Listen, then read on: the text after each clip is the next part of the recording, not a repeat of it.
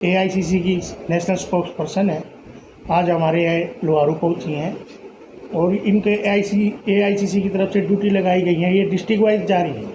कल इन्होंने हिसार में प्रेस कॉन्फ्रेंस की थी, आज ये हमारे भिवानी डिस्ट्रिक्ट के लोहारू में पहुँचे हैं, जो आपसे मुखातिब होंगे। श्री धीरज सिंह जी, जगदीश जांगड़ा जी, सुनील वर्मा जी, मंगल नाफरिया जी, नवीन शोरान जी, जयपाल जी और प्रियांक महिला जी और तमाम मेरे साथी जो इस समय इस हॉल में मौजूद हैं, आप सभी को मेरा नमस्कार, अभिनंदन। जो इसमें रेजिडेंट्स किया, चूँकि आज आपको इंट्रोड्यूस किया गया कि Ritu Chaudhary spokesperson AICC जो है वो आज आपके बीच में लोहारू आई हैं।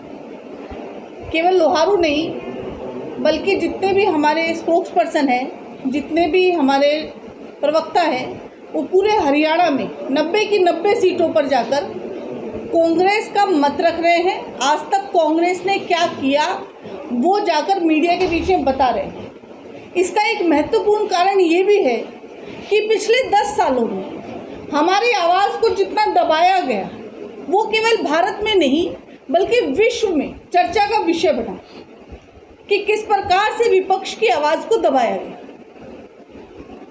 आप जानते हो कि हरियाणा को खास तौर पर 3 चीज़ों की वजह से जाना जाता है और वो 3 चीज़ है जय जवान, जय किसान और जय पहलवान।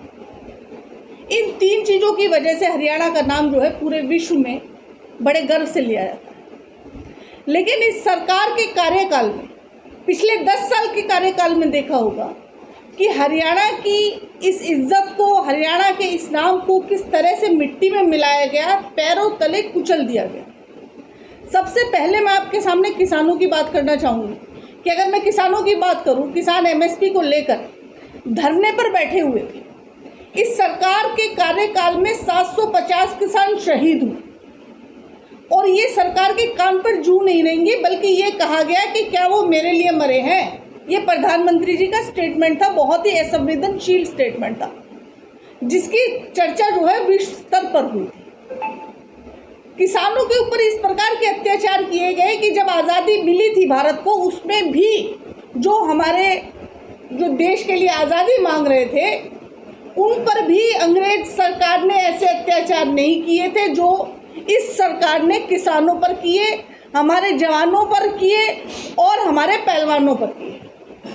इस सरकार ने अंग्रेज सरकार को भी पूरी तरह से फेल कर दिया था और पूरी तरह से कुशासन और ये इनको बोला जाए कि किस प्रकार की बर्बरता पूर्वक इन्होंने जो कार्रवाई जो है तमाम पूरे हरियाणा में की, वो सब ने देखा और सारी जनता जो है इस बात से त्रस्त है। किसानों के ऊपर वाटर कैनन इस्तेमाल किए गए, डंडों से उनका सिर फोड़ा गया, उनके रास्ते पूरी तरह से रोक दिए गए, यहाँ तक कि उन पर गोलियां भी चलवाई गई। उसके बावजूद भी किसानों की मांगों को लेकर आज तक भी कोई इनका क्लियर स्टैंड नहीं है।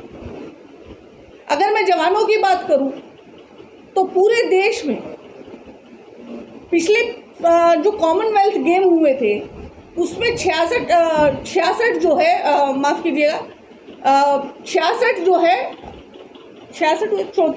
34 मेडल जो है वो भारत के आए। उसमें से 24 मेडल जो है वो हरियाणा के पहलवान और हरियाणा खिलाड़ी लेकर आए। अब की बारे ओलंपिक्स हुए, उसमें 6 मेडल जो है वो भारत के आए, उसमें से 4 मेडल हरियाणा लेकर आए।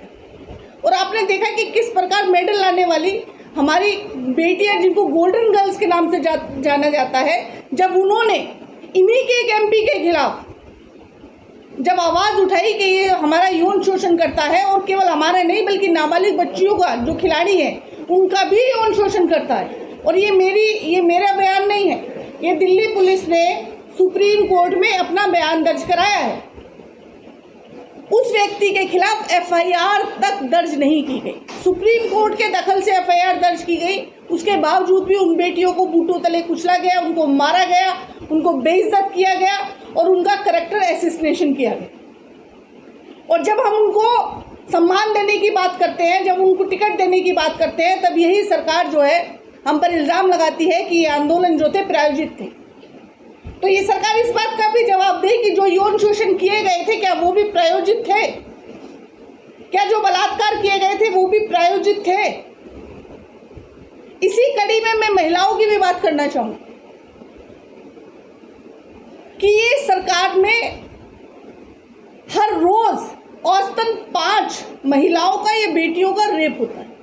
ये वो आंकड़े हैं जो रजिस्टर्ड है, जिनका सरकारी सबूत है, और जिनका जो एफआईआर दर्ज नहीं हुई, जिनकी कंप्लेंट दर्ज हुई, उनका कोई हिसाब नहीं।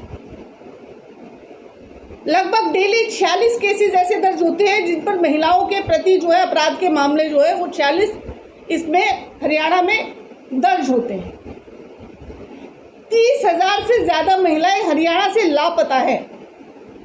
ह्यूमन ट्रैफिकिंग का हरियाणा में इतना बड़ा नेटवर्क है कि आज तक ना इसका जिक्र सरकार ने किया, ना ही इसके प्रिवेंशन के लिए कोई काम किया। क्योंकि ये सरकार जो बेटी बचाओ का नारा देकर आती है वो सबसे ज़्यादा असंवेदनशील जो है वो बेटियों के प्रति और महिलाओं के प्रति दिखती है। अगर मैं बात करूं जवानों की, तो हरियाणा एक ऐसा प्रदेश है कि जिसमें हर साल 5,000 युवा जो है वो फौज में भर्ती होते हैं।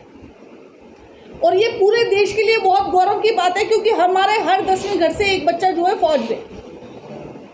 और हरियाणा के बच्चों का ये सपना होता है कि वो बड़ा होकर फौजी बनेगा, फौज में जाएगा, भारत की सेवा करेगा।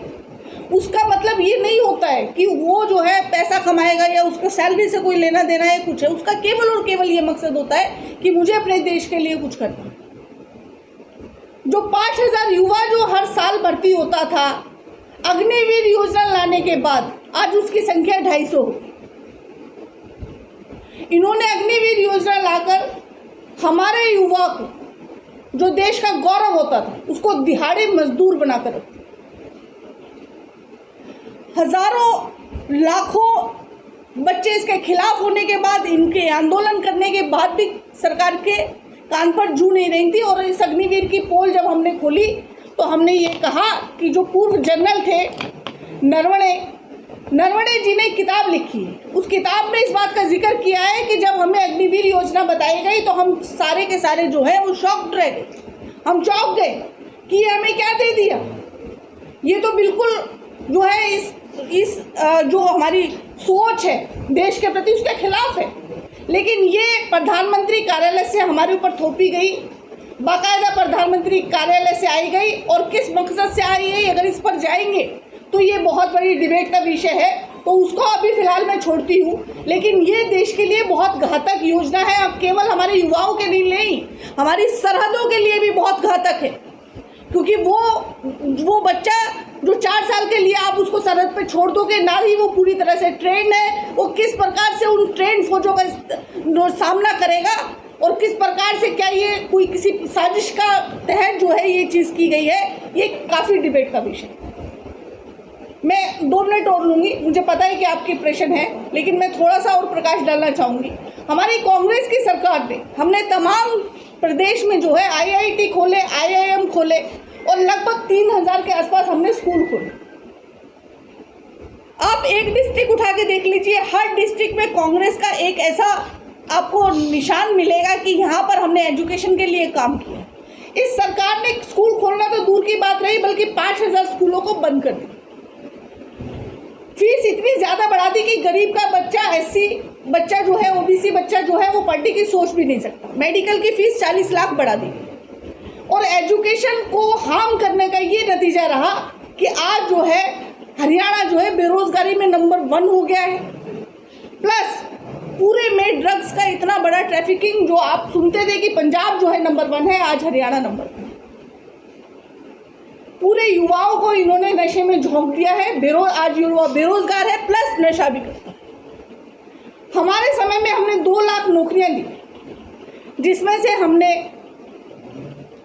25,000 जो है हमने JBT दिए, 25,000 हमने TGT PGT दिए, जिसे 50,000 हमने यूनिवर्सिटी स्टाफ दिया।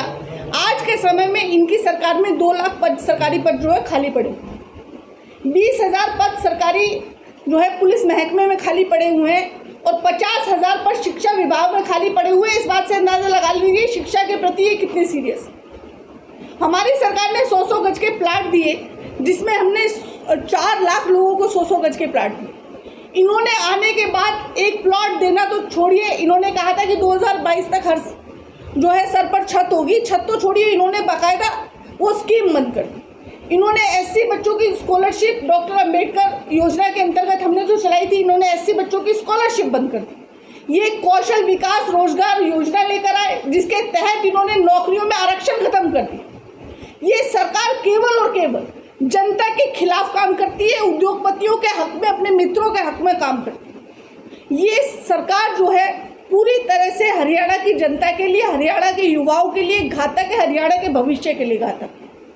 मनोहर लाल खट्टर जी 9.5 साल सीएम रहे, उनकी एक उपलब्धि नहीं, वो फेलियर सरकार थी, इसीलिए उन्होंने मुख्यमंत्री बदला। और आज हर मंच से जो है मनोहर लाल खट्टर गायब है, उनका पोस्टर में उनका फोटो तक नहीं छापते। 9.5 साल आप एक फेलियर मुख्यमंत्री को हमारे सिर पर थोपते हो, आज आप उसका फोटो तक नहीं लगाते हो। इस बात का जवाब भाजपा सरकार को देना चाहिए।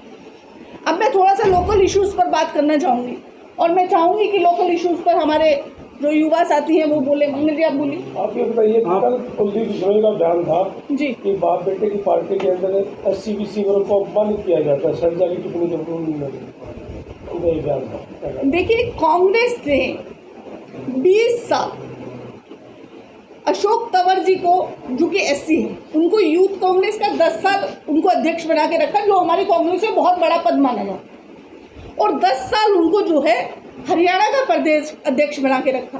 फिर शैलजा जी रही, प्रदेश अध्यक्ष रही।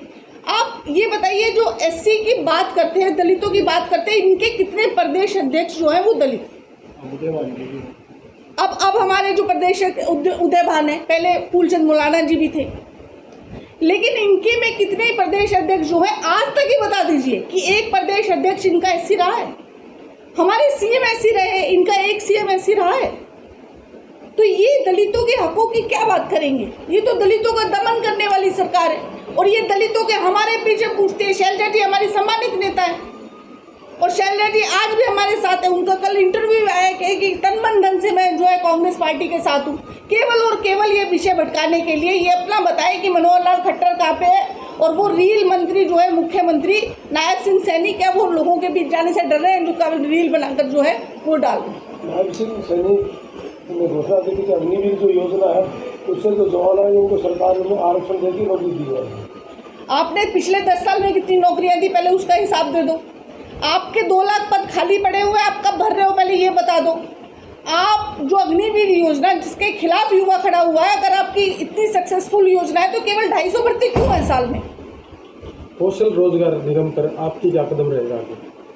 बिल्कुल, हम इसमें से जितनी भी खामियां हैं वो ख़त्म करने का जो है वो काम करेंगे, और पहले कलम से इस सरकार की जितनी भी नाकामियां हैं उनको पूरी तरह से नेस्तनाबूद करके शिक्षा को सबसे पहले हम लेकर आएंगे और युवाओं को रोजगार देने का काम करेंगे। कौशल रोजगार निगम में समान काम समान वेतन नहीं है, तो वो कैसे लागू करते हैं? देखिए, कौशल रोजगार निगम के माध्यम से ये इनकी एक चाल थी। इसका ये था कि केवल और केवल रिजर्वेशन को ख़त्म किया जाए और SC वर्ग को किसी प्रकार से नौकरियों से वंचित रखा जाए, ये इनका काम था। हम SC समाज को नौकरी देने का काम करेंगे, OBC को नौकरी देने का काम करेंगे। भाजपा सरकार में लास्ट में आकर के भर्तियां अटकी हैं, उन भर्तियों के बारे में आपका क्या कहना है?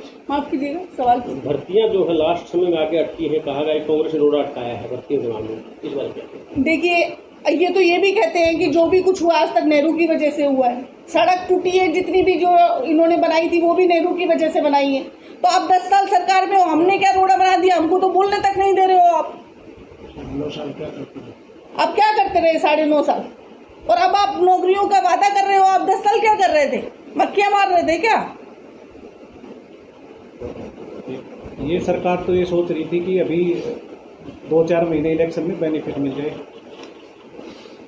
और कोई क्वेश्चन जो हमें कृतज्ञ किया है उसके लिए मैं आप सबका धन्यवाद करती हूँ, और सभी साथियों का जिन्होंने प्रेस कॉन्फ्रेंस आयोजित की, इतने शॉर्ट उसमें नोटिस पे आपने किया, उसके लिए बहुत बहुत धन्यवाद। धन्यवाद प्रियांक जी, आपने जो है इतना सब इंतज़ाम जो है इतने अच्छे से किया, और सभी साथियों को मैं बहुत धन्यवाद देना चाहूँगी। सबको इन्होंने पूरा लोकल इश्यूज़ पे जी राजवीर जी केवल एक पॉलिटिशियन नहीं है बल्कि समाज सेवी भी है। तमाम उन्होंने जितने समाज कार्य किए हैं अभी तक इस हलके में किसी ने नहीं किए हैं, चाहे वो बेटियों की शादियां हो, चाहे वो गर्ल्स स्टूडेंट्स के लिए बस चलाना हो। यहाँ तक कि अभी मुझे सुनने में आया कि केवल एक गर्ल स्टूडेंट है एक जगह और वहाँ पर उसे पूरी बस जो है केवल एक गर्ल स्टूडेंट को लेने जाती है और फिर उसको वहाँ पे कॉलेज छोड़कर फिर वापस छोड़ कर आती है। ये महिलाओं का और बेटियों का सम्मान ये होता है जो राजवीर जी कर रहे हैं। ये नहीं है कि आप पोस्टर में छपवा दिया बेटी बचाओ, ये बेटी पढ़ाओ, ये ऐसे बेटी नहीं पढ़ती है। बेटी जब पढ़ती है जब आप उसको लाने के लिए दूर केवल एक बेटी को लाने के लिए बस भेजते हैं। तो ये राजवीर जी का असली जो चेहरा है वो ये है। केवल और केवल राजवीर जी जो है वो इस क्षेत्र का जो है विकास कर सकते हैं, चाहे जो अपना नहर की मरम्मत का जो मामला चल रहा है उसको, और चाहे जितने भी हमारे लोकल मामले हैं वो सब के सब जो भी विकास के कार्य हैं वो राजवीर जी आते के साथ ही सबसे पहले उन्हीं को जो है विकास कार्यों को करने का काम करें। देश दुनिया की हर खबर सबसे पहले देखने के लिए फॉलो करें Dainik Savera TV, YouTube, Facebook, Instagram, X और व्हाट्सएप चैनल पर।